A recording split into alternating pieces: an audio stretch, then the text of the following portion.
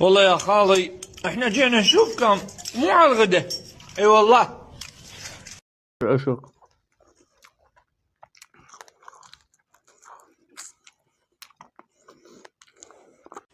شوفوا شلون دا يتدخن بالفحماية والزيت. شوفكم بعوهنا حيل حار.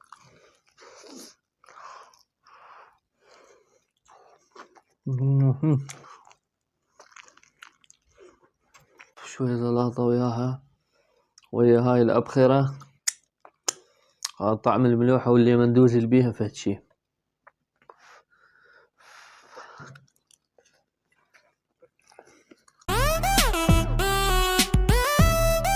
هلا يا حلوين، طبعا اليوم راح اطبخ هاي الأكلة اللي تبلتها من البارحة بعد ما شلت الزفارة منها وغسلتها زين. هي دجاجة سويتها نصين. تتبيلة مالتها هي سن، ثوم 3، فلفل أسود نص ملعقة، كزبرة مطحونة ملعقة، كاري عندك همينة شي ملعقة، بصل بودرة شي ملعقة ونص صغيرة طبعا مو جاي، بابريكا إذا عندك مدخنة، كمون وحبة ليمون طبيعي يكون أحسن، وزعتر بري أوريغانو أو يسموه بالتركي أتوقع كيكيك، وزيت تخلي وياها تخلطوها وتسوون مساج للدجاجة. وطبعا لا تنسون تخلوها شي أقل شي 6 ساعات. هاي شكلها بعد شي ساعة راح تنطبخ إن شاء الله.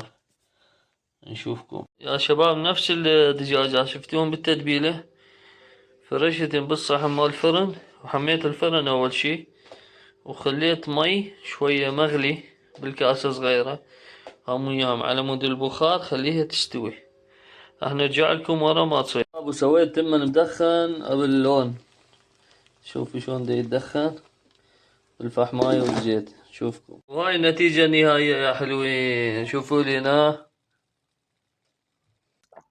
طبعا جربوها حتدعوا لي والله. ركزوا على البهارات، ذكرتها بداية الفيديو، حتشوفون فرق شاسع وكسر للروتين اليومي خصوصا 3 2 1. يا هلا يا حلوين. طبعا اليوم اكلتنا اكلة جديدة سويتها مندي، تبلتها الدجاجة قبلها تقريبا بيوم كامل بخرت الزفارة وصعدتها، جبت صبغ مال كنافة شرحتها بالتفاصيل، راح اضيفها ببداية الفيديو اول بداية. شوفوا لي هاي التحفة الملكية لكم يا ملوك. راح نبلش بهاي الاكلة، هي مال مندي، سويتها على اللون مالتي اللي احب، وهذا السوب مالتها اللي انطبخت بيه. وبعدين التمن المدخن اللي سويته بالشنو، بالفحم. شوفوا لي العظماية تايخة، هاي دلالة على هذا الشي. زين هاي نوخرها صفح، نفر الشغلة هنا علينا، ونبلش بهاي اللقمة الملوكية يا ملوك.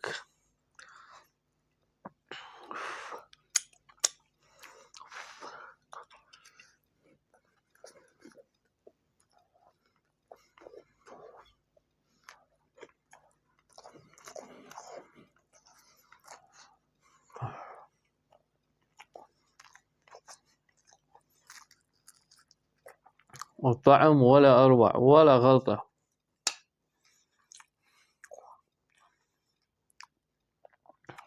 شوية زلاطة وياها، ويا هاي الأبخرة، هذا طعم الملوحة واللي مندوزل بيها فهد شي.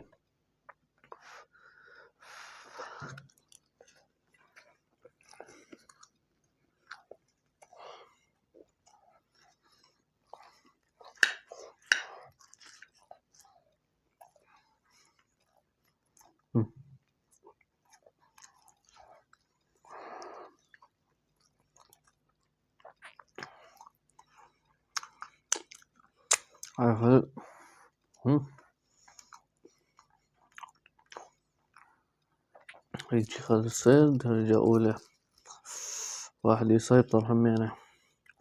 جلد المقرمش، السوب مالتها، هاي الأكلة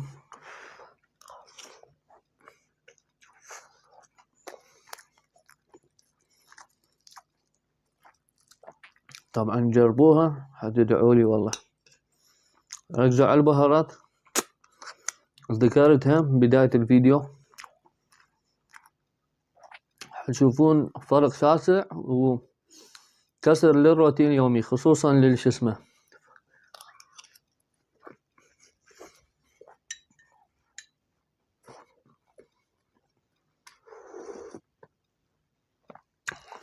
خصوصا للي يحتارن في طبخا. باع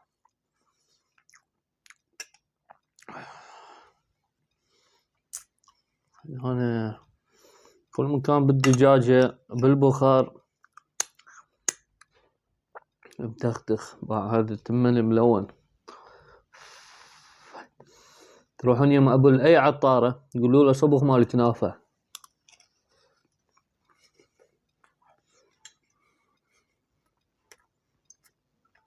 خلون كمية صغيرة مو هواية، قدر خاشوقة مال استكان شاي.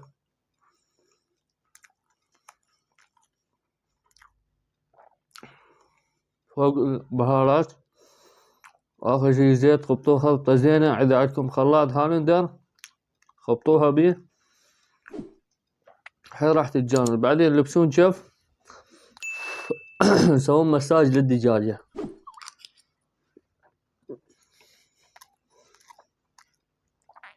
الاكل اللي تحبه على مود يطلع طيب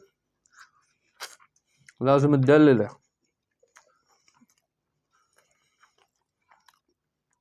يعني تهتم به بالطبخ بالبهارات كل هالشغلات.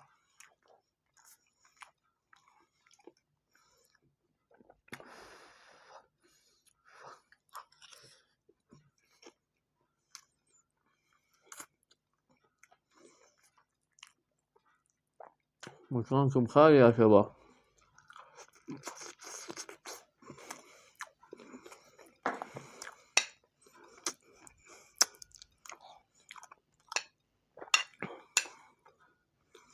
سلطة وياه.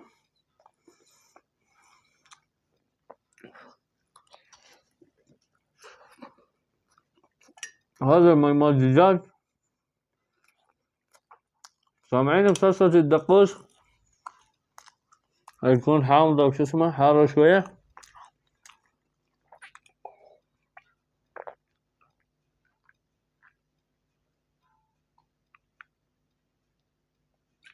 الحمد لله.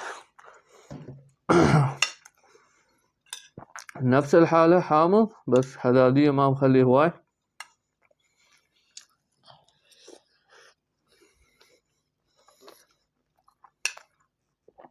يعني مثل ما تعرفون كل واحد حسب الرغبة، شي يزيد شي يضيف شي ينقص.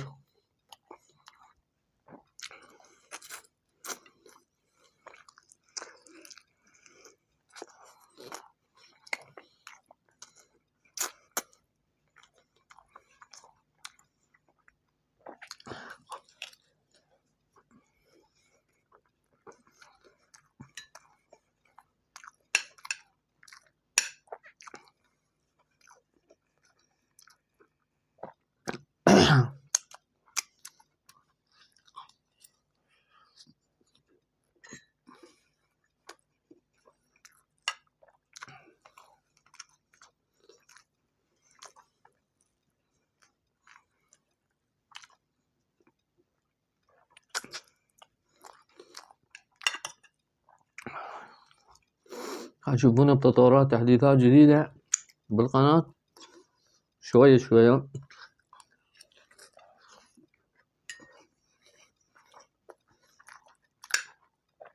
هواي اشياء راح تختلف ان شاء الله. هذا الجليس مجسب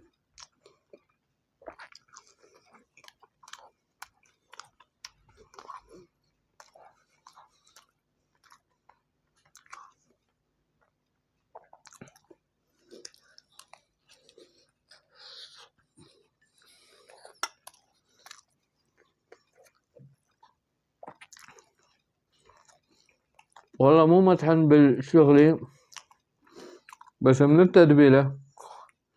الفخذ هسه اذا تاكلوه كأنه فخذ العفو صدر هسه إذا تاكلوه كأنه فوق النطرة البيه من العصارة الماخذة من التتبيلة.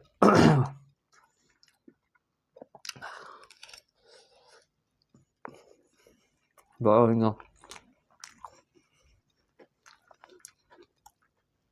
حيل حار.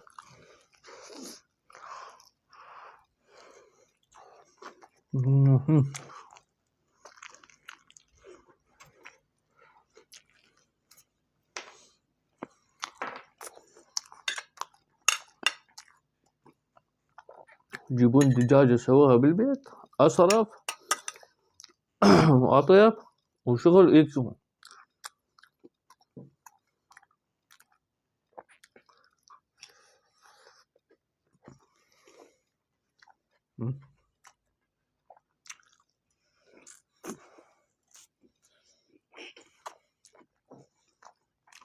وهذا العشق.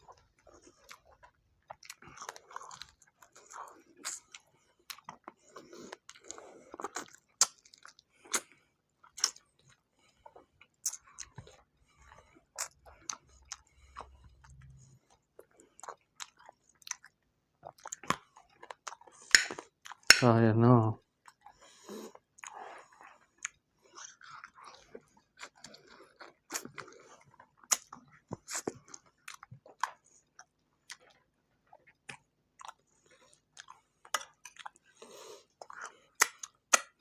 شوفوا لي هاي الدجاجة شلون طارت نصها ما شاء الله.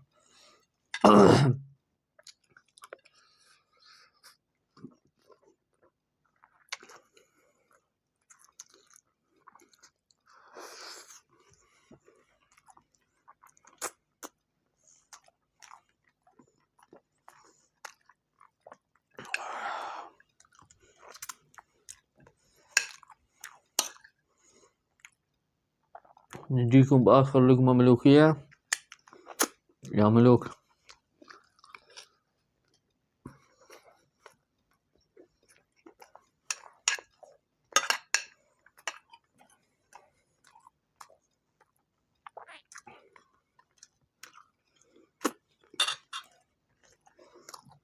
يا شباب لهنا نكون خلصنا هذا المقطع. لا تنسونا تفعيل زر الجرس حتى يوصلكم إشعارات، وتابعونا سووا مشاركة للفيديو على مود هاي الأكلة الجديدة تصل لكل نساء البيت يعرفوها وربات البيت حتى يسووها بكل سهولة. نشوفكم وتشاو.